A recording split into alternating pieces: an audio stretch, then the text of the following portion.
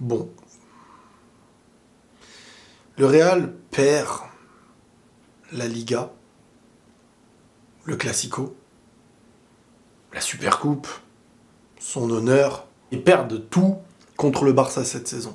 3e défaite de suite sur les 3 derniers Classicos. J'ai envie de dire, c'est limite une défaite avec la manière, dans le sens où le Barça t'a poussé. Ils t'ont pressé haut, ils t'ont bousculé, ils t'ont fait vraiment, vraiment mal. Et le pire, c'est que ça faisait un moment que j'avais pas ressenti cette adrénaline de Classico que tu veux à tout prix gagner. Pourquoi ? Parce que tu sens que en face, t'as une vraie équipe. Tu sens qu'en face, t'as un vrai Barça. J'ai cette sensation sale à l'après-match, de ce sentiment où ça y est, Barcelone est redevenu devant toi. Barcelone est redevenu meilleur que toi en Espagne. Ce sentiment où Benzema ne fait plus la différence contre le Barça. Ce sentiment où il est éteint, j'ai envie de dire. Ce sentiment où, à un moment donné, ils font presque ce qu'ils veulent de toi. Ils auront les occasions, Donc ce qui fait la différence, c'est quand t'arrives à défendre ou quand t'arrives à ce que ton goal fasse des parades. Mais malgré tout, les gars, vous vous rendez compte quand même que tu mènes 1-0 dans ce match-là, tu le perds 2-1. Ça veut tout dire. Tu sais, dans un match comme ça, contre ton rival, tu mènes 1-0, tu perds 2-1, ça veut tout dire. Et ça, c'est égalisation avant la mi-temps et le 2-1 en fin de match. Alors les gens me diront, ouais, mais il y avait un but d'Asensio, ça c'est joué à ça. Ça c'est pas joué à ça. Le match, il se joue pas à ça. Il y a 8 minutes de domination du Real Madrid dès lors que le Barça a commencé à reculer en se disant, bon, on a tout fait, on aurait pu aller chercher la victoire. Le match nul devient, vas-y.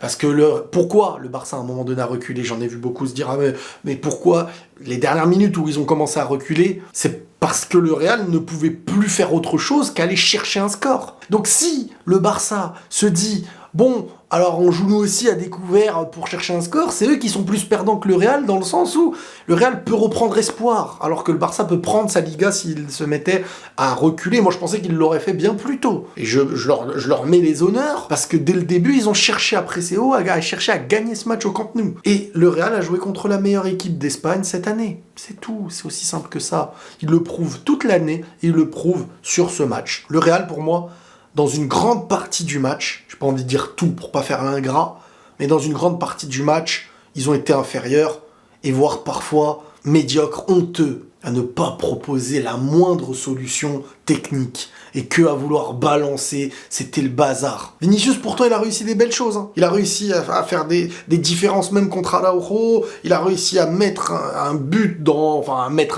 faire en sorte que Araujo marque contre son camp, face à 1 million de défenseurs, il n'y avait personne, il n'y avait pas un seul joueur du Real. Et il faut en parler, Benzema n'est plus le Benzema de l'année dernière.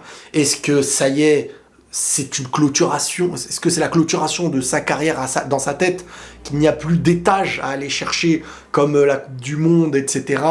Je le sens vraiment pas affûté comme l'année dernière. Je le sens pas athlétiquement. Je le voyais passer devant tout le monde avant Benzema. Quand il y avait un appel, quand Vinicius passait sur le côté, tu le trouvais. De la tête, il était là. Les abdos étaient travaillés comme jamais. Je pense qu'il ne peut pas autant charbonner que l'année dernière. Et c'est pour ça que je vous évoquais, quand certains me disent, est-ce que Benzema, ce qu'il fait, ça équivaut à Ronaldo et tout au Real ? Ce que l'année dernière Benzema a fait, c'est ce que Ronaldo pouvait faire parfois sur du long terme, sur la régularité. Alors, pouvoir faire ce que Ronaldo faisait sur une saison, c'est une dinguerie, ce que Benzema a fait l'année dernière. Il faut vraiment pas le remettre en question. C'est une dinguerie, c'est une saison historique, voire individuellement, je n'ai presque jamais vu quelqu'un porter une équipe qui n'était pas attendue dans la domination face aux autres en Ligue des Champions comme ça. Ça n'empêche que cette année, et j'étais l'un des premiers à vous le dire, début de saison, je sentais que Benzema, il était pas... Dès ses premiers matchs de championnat, je disais, mais... Je sais pas, on dirait alors soit il est blessé, soit il y a quelque chose. Peut-être qu'il est pas bien physiquement aussi, que ça s'explique comme ça. Mais on sent que c'est pas le Benzema de l'année dernière. Ça n'empêche qu'il est bon dans le jeu, il est intelligent et tout. Mais sur ce match, je l'ai trouvé pas du tout dedans. Il arrivait pas à être complémentaire il était complémentaire avec personne. C'est dommage, c'est dommage. Mais vraiment, ouais, c'est collectif aussi. Barcelone a éteint le Real. Le milieu du Real n'était pas... Enfin, je veux dire, il y avait une double intensité qui était mise côté Barcelone que côté Real. Modric, Kroos et tout, ils pouvaient pas tenir l'intensité comme ça. C'était pas tenable. Et le Real a vraiment peur du Barça. Le Real joue le Barça comme il ne joue pas les autres équipes. Parce que contre les autres équipes, le Real se déséquilibre sur le terrain. Contre le Barça, il refuse le déséquilibre. Pour vous faire comprendre, si vous jouez à FIFA, le Real, quand il joue contre le Barça, ils vont dans les stats, dans les tactiques, et ils mettent sur les ailiers, par exemple, ne jamais monter. Chacun reste à son poste. Au milieu défensif, ils disent ne pas monter en attaque. Contre le Barça, c'est trop... parce que le Barça exploite très très bien les espaces et maîtrise la superficie du terrain dans le jeu. Mais le Real n'est jamais aussi bon que quand il se déséquilibre, que c'est un peu la street, que c'est le bazar. Mais contre le Barça, tu leur offres ces espaces-là, ils les exploitent. Voilà, ils connaissent ce Real Madrid, comme les autres ne le connaissent pas. Et le Real n'arrive pas contre le Barça quand des autres du niveau du Real y arrivent. En Europe et tout. C'est complexe. C'est là où je vous dis qu'il faut arrêter les calculs. Barcelone peut battre le Real. Le Real peut battre Manchester United, je donne un exemple. Manchester United peut battre Barcelone. Et ça ne veut pas dire que l'un, parce que ceci, parce qu'un classement, parce que... Bref, je fais ça en clin d'œil à ceux qui me disent Liverpool, Chelsea, limite, c'est des tirages faciles presque pour le Real. On en reparlera. Mais pour vous dire, oui, voilà, Barcelone, sur ce match-là, montre sa supériorité sur cette année. Clairement. Et sur l'intensité qu'ils peuvent mettre. Petite parenthèse, par rapport aux rumeurs, Messi reviendra pas, avec Messi, tu ne peux pas jouer avec une telle intensité. Tu crées un autre système de jeu, mais l'intensité... C'est pour ça que je vous dis que c'est compliqué si tu reprends Messi. C'est beau, ça apporte plein de choses, mais le très très haut niveau, avec Messi, tu dois le créer d'une autre manière, pas comme ce que Xavi est en train de faire avec le Barça, et pas comme le Barça... sait faire de la meilleure des manières. Aujourd'hui, avec un Messi peut-être âgé qui ne peut pas se permettre de faire autant d'efforts physiques, c'est pénalisant, à part si tu n'as que Messi qui ne les fait pas. Mais si tu as Lewandowski devant, t'as Messi, ça va être beaucoup plus compliqué. Je vous le dis, ça par contre c'est mathématique. Le pressing demandé par Xavi qui est d'une grande discipline, et franchement chapeau parce que des fois ils sont à 4, 5, 6 dans ton camp, 7, voire 8. C'est dur de sortir le ballon si tu ne mets pas une intensité au moins comme eux. Pourtant, le Barça, physiquement, c'est pas l'équipe la plus physique en soi.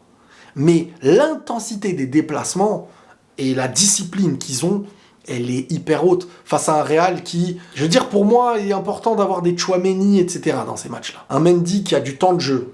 Quand je dis qu'il y a du temps de jeu, parce que là, il revient de blessure. Mais un Tchouaméni, vous avez vu, quand il rentre, le nombre de récupérations, j'en ai pas vu une seule de Camavinga. Pourtant, Camavinga, dans des matchs où il y a de l'espace, où t'es un peu dans la capacité de construire, il va être au top du top. Et même dans ce match-là, il est pas mauvais du tout, Camavinga. Mais il récupère pas. Vous l'avez vu, genre à un moment donné, mettre un impact physique comme Tchouaméni à la fin, où tu dois mettre le corps, c'est pas les capacités. C'est pour ça que je vous dis toujours, moi, que là, si on doit me dire...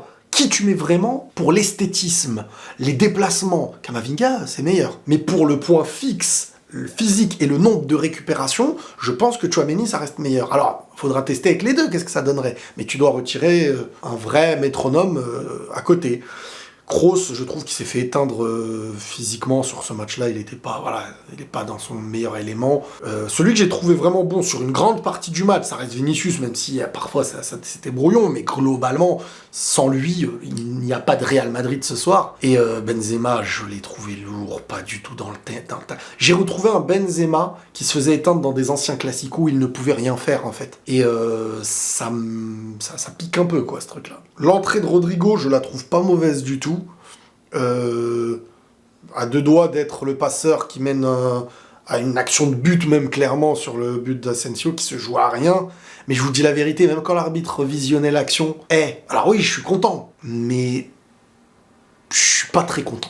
Même si le but avait été validé derrière. Je préfère que le schéma il aille dans le bon sens. J'ai été déçu du Real, des actions où il cherchait même plus à... Ça dégageait, ça y est, ça acceptait presque. C'était pas sérieux. À un moment donné, c'était pas sérieux. Et Barcelone qui a cherché à aller gagner. Alors qu'ils auraient peut-être pu, voire dû, même chercher à te dire c'est toi qui dois venir nous chercher en vrai. C'est toi qui dois venir. C'est toi qui dois chercher tes points. Nous, on est assurés, limite. Mais là, bon, ils assurent clairement... Ils montrent la supériorité sur toutes les autres équipes qu'il y a. Et ils ont les points nécessaires. Maintenant, ils peuvent aller chercher même la Copa, peut-être. Il faut voir si le Real arrivera à faire quelque chose. Mais pour l'instant, c'est une histoire de recette. À un moment donné, le Real avait la recette contre le Barça. Le Barça a maintenant la recette contre le Real. Et Ancelotti n'a pas l'air de la trouver, voire de vouloir la trouver limite. Hein. Il propose ce qu'il propose habituellement, mais à un moment donné, il faut essayer autre chose. Tu sais que ton milieu, tu peux pas mettre Modric-Kroos. T'en mets un des deux. Mettre Modric-Kroos avec l'intensité qu'ils te mettent depuis quelques temps, ça passe pas. Donc voilà, hein. Franchement, c'est triste. C'est triste quand t'es pour le Real. Maintenant, quand t'es pour le Barça, saison réussie. Hein, je vous voyais venir, hein, quand vous étiez éliminé de l'Europa, venir me dire la saison ne peut pas être réussie. Je vous disais, les gars, attention, tu prends ta Liga, déjà c'est une saison réussie. Mais si en plus t'additionnes ta Liga à une Copa, parce qu'en plus il y a la Super Coupe, tu fais un petit triplé. Quand je dis un petit triplé, c'est dans le sens où c'est pas le triplé avec Ligue des Champions, mais avec la Super Coupe qui est un trophée où tu as battu le Real. Si derrière tu vas en plus chercher la Copa del Rey, tu fais une très bonne saison. Xavi tient, en tant que coach, son meilleur passage aujourd'hui au très haut niveau. Et c'est peut-être sa meilleure victoire aujourd'hui. Donc voilà, qu'est-ce que vous voulez que je vous dise ? Supériorité du Barça, domination du Barça. Le Real a été pour moi éteint. Ils ont eu des petits trucs. Vinicius, c'est celui qui me montre qu'il est vraiment fort et qu'il est l'avenir. Bien sûr, certains vont retenir le moment où il glisse, le moment où... Non, moi je retiens les différences qu'il fait. Est-ce qu'il aurait permis à un Real vraiment pas meilleur que ce Barça de pouvoir peut-être faire un nul ou une victoire. Maintenant, t'encaisses avant la mi-temps. Ça bousille tout. Hein. Tous tes efforts de défense et tout, parce que la deuxième mi-temps, tu peux l'entamer beaucoup mieux. Mais c'est ça. Parce que toi, après, on peut dire aussi, là, en face, ils peuvent dire, ouais, c'est un but contre son camp, machin. Alors, Araujo, qui, au début, était pris mentalement par Vinicius, parce qu'il était vraiment, sur le but contre son camp et tout, et je trouve que, mentalement, il a très bien réagi. Sans oublier que Barcelone avait des absents, des véritables absents. Hein. Pedri, c'est pas n'importe qui, et Dembélé, c'est pas n'importe qui. Et pourtant, même comme ça, le système de jeu passait au-delà de l'individualité. Bravo le Barça, hein, voilà, ils sont champions, faut admettre. On verra peut-être s'il y a des choses à aller un peu plus en profondeur sur le sujet. Déçu, j'espère qu'il va y avoir des véritables changements et on verra ce que le Real va faire en Europe, parce qu'il ne reste que l'Europe. Dans des matchs où le Real arrive à se déséquilibrer, arrive à exploser, parce qu'ils ont peur du Barça. Ils ont peur du Barça, c'est une réalité, je le vois, je le constate. Prenez tous soin de vous les amis.